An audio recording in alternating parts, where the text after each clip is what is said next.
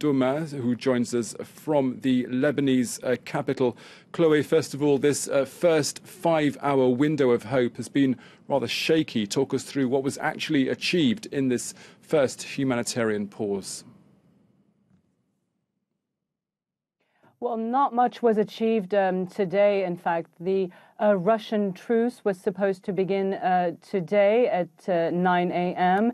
and last for 5 hours until 2 p.m. this afternoon. The idea was to set up humanitarian corridors that would allow for aid to get into eastern Ghouta, and that would also have allowed civilians to be evacuated. But in fact, what happened once again was a display of violence.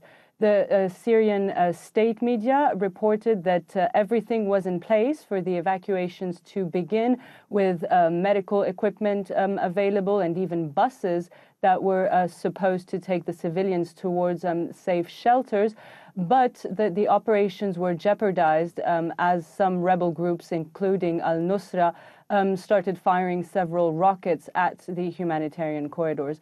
Now, on the other hand, the people that we are in contact with in eastern Ghouta, people we talk to over the phone almost every day since the attacks have begun, well, they say that the regime continued shelling the rebel enclave, that nobody was able to get out, and that, in fact, the ceasefire was never respected since it was voted on Saturday night.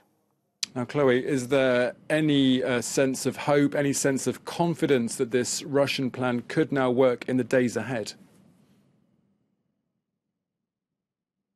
Well, this ceasefire is very difficult to implement for a number of reasons.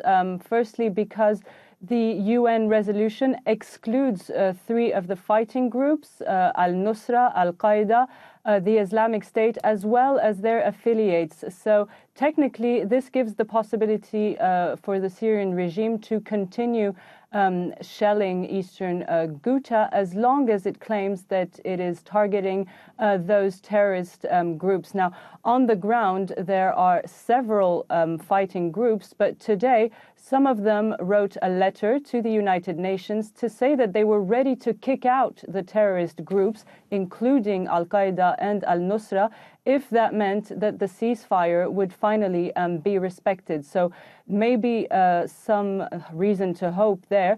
And with regards to the humanitarian aid, we are in touch with the 3 organizations that are responsible for setting up the aid convoys for Ghouta.